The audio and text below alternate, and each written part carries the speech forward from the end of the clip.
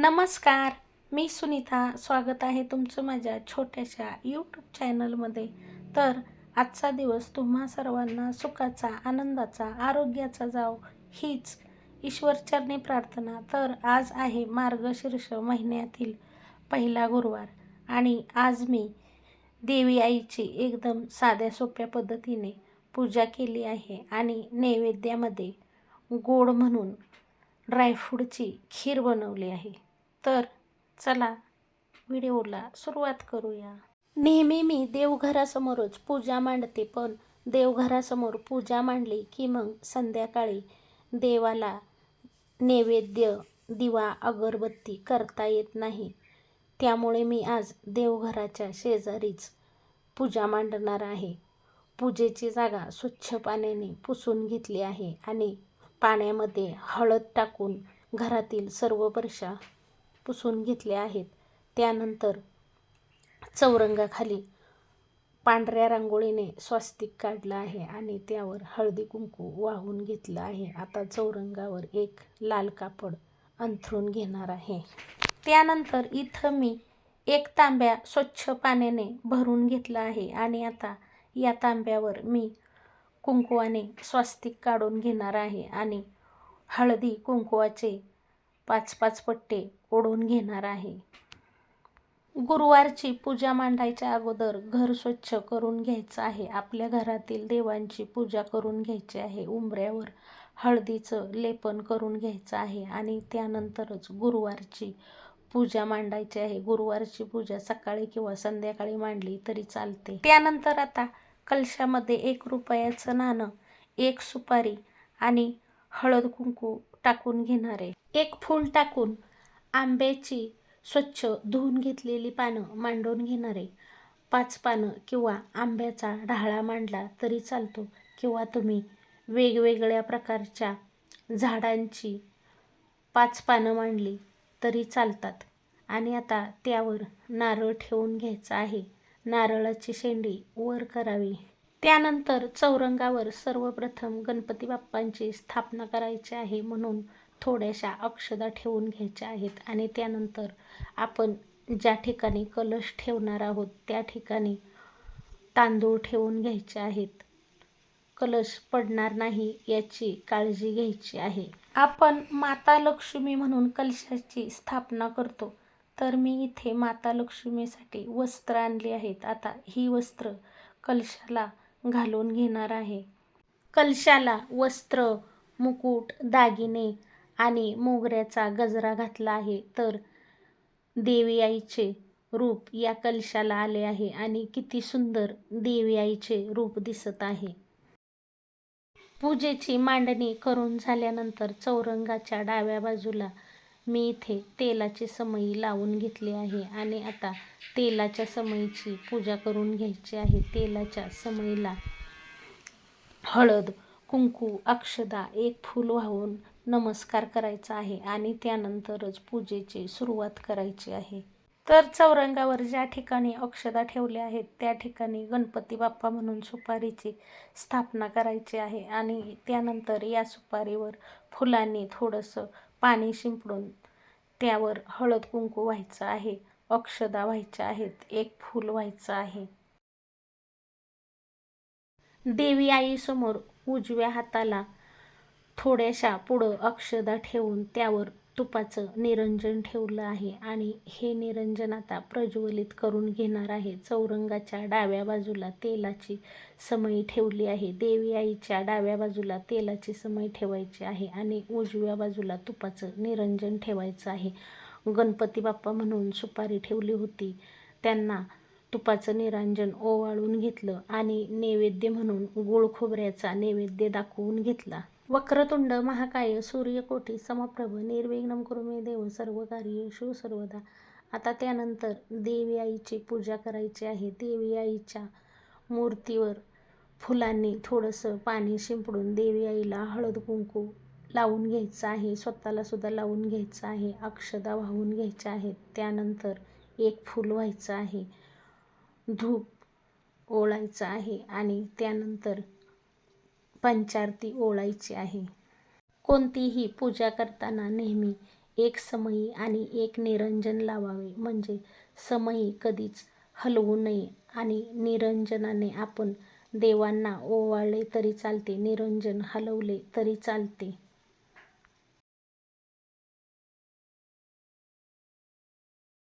त्यानंतर आता माता लक्ष्मीच्या फोटोची सुद्धा पूजा करायची आहे. फोटोला सुद्धा फुलांनी पाणी शिंपडायचे आहे आणि फोटो स्वच्छ पुसून घ्यायचा आहे. त्यानंतर हळद, कुंकू, अक्षदा, एक फूल वाहून निरंजन, धूप ओवाळून नमस्कार करून घ्यायचा आहे.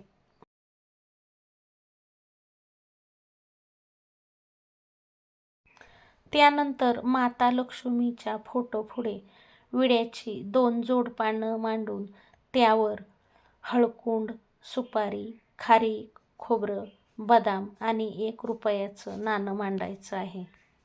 आणि विड्याची सुद्धा पूजा करून घ्यायची आहे. विड्यावर सुद्धा फुलांनी पाणी शिंपडून हळद, कुंकू, अक्षदा, 1 फूल वाहून विड्याला धूप, दीप ओवाळून नमस्कार करायचा आहे. पूजेच्या सुरुवातीला आपण तेलाच्या समईची हळदी कुंकू वाहून, फूल वाहून पूजा केली होती आणि आता तुपाचे निरंजन लावले आहे. त्याची सुद्धा हळदी कुंकू, अक्षदा, फूल वाहून पूजा करून घ्यायची आहे. त्यानंतर आपल्याकडे जी काही फळे असतील ती फळे मांडून घ्यायची आहेत. आपण पूजा सकाळी करतो, त्यामुळे नैवेद्यात 1 वाटीत दूध आणि 1 वाटीत खडी साखर घ्यायची आहे. ती सुद्धा फोटोसमोर मांडून घ्यायची आहे. त्यानंतर या पूजेची कथेचं पुस्तक असतं, ते पुस्तकसुद्धा चौरंगावर मांडून घ्यायचं आहे. पुस्तकाला सुद्धा फुलांनी पाणी शिंपडून हळद, कुंकू, अक्षदा वाहून, धूप ओवाळून, दीप ओवाळून नमस्कार करायचा आहे. आणि त्यानंतर इथे जे आपण दूध व खडी साखर घेतली आहे त्याच्या खाली पाण्याने चौकन करून त्याचा नैवेद्य देवी मातेला अर्पण करायचा आहे. 3 वेळा नैवेद्याभोवती पाणी फिरवून नैवेद्यम समर्पयामी, नैवेद्यम समर्पयामी, नैवेद्यम समर्पयामी असे म्हणायचे आहे. कारण आपण पूजा सकाळी मांडतो, तर सकाळी देवाचा उपवास असतो, आपलासुद्धा उपवास असतो, म्हणून नैवेद्यामध्ये दूध आणि खडी साखरेचाच नैवेद्य दाखवायचा आहे. आणि त्यानंतर संध्याकाळी आपला जो काही स्वयंपाक तयार होईल त्या स्वयंपाकाचा नैवेद्य देवी आईला अर्पण करायचा आहे आणि त्यानंतरच आपण उपवास सोडायचा आहे.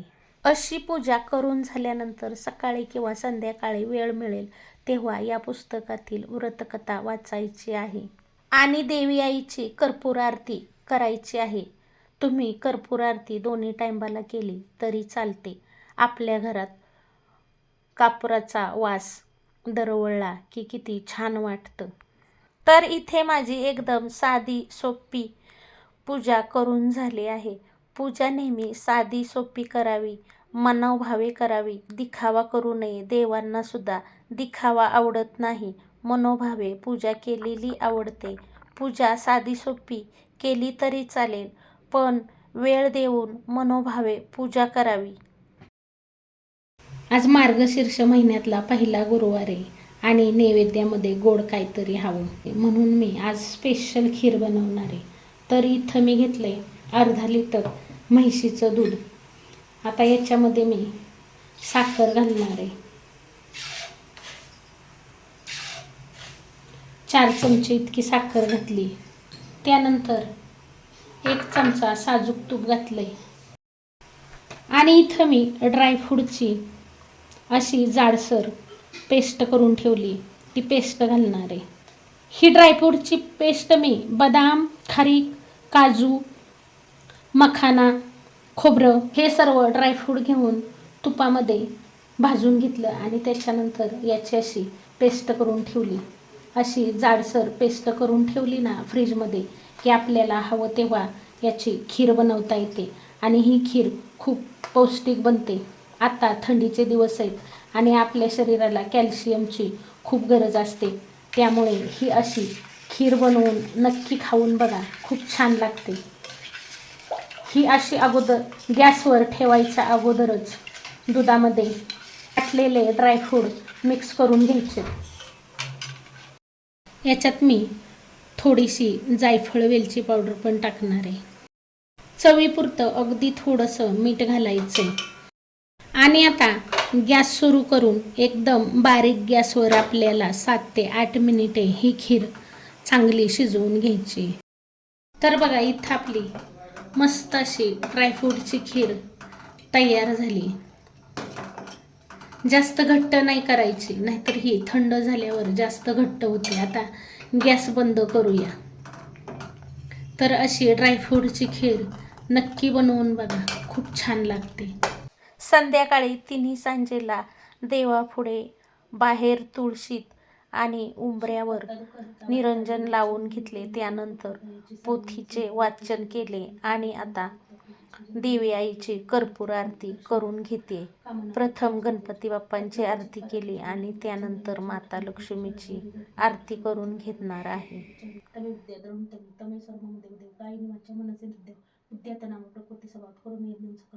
गजानन समर्पयामि अच्युतं पुष्पं नारायण कृष्ण दामोदर वसुदेव श्रीधर माधव गोकुळ जानकी नायकं रामचंद्र विजय हरे राम राम राम हरे कृष्ण कृष्ण कृष्ण गणपती बाप्पा मोरया मंगलमूर्ती मोरया लक्ष्मी माते नमोस्तुते.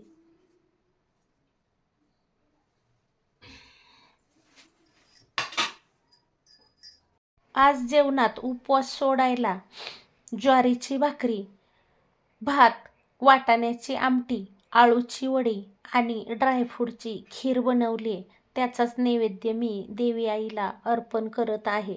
नैवेद्याच्या ताटाखाली पाण्याने चौकोन केला आहे आणि आता हातावर पाणी घेऊन नैवेद्याच्या ताटाभोवतणी 3 वेळा पाणी फिरवणार आहे आणि 3 वेळा नैवेद्यम समर्पयामी नैवेद्यम समर्पयामी नैवेद्यम समर्पयामी असे म्हणून नैवेद्याचा स्वीकार करा अशी प्रार्थना करणार आहे. आता मी देवाला पण नैवेद्य दाखवून घेणार.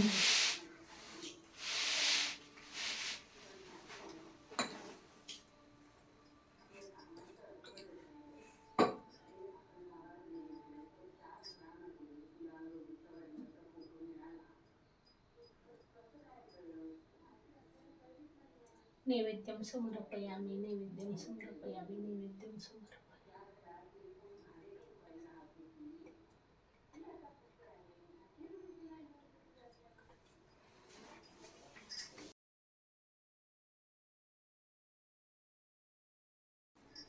तर तुम्हाला माझा आजचा व्हिडिओ कसा वाटला कमेंट करून सांगायला विसरू नका. व्हिडिओ आवडला असेल तर एक लाईक जरूर करा. चॅनलला याआधी सबस्क्राईब केलं नसेल तर सबस्क्राईब करा, सपोर्ट करा. व्हिडिओ पाहिल्याबद्दल खूप खूप खूप धन्यवाद. पुन्हा भेटूया असाच एका नवीन छानशा व्हिडिओसोबत. तोपर्यंत बाय बाय.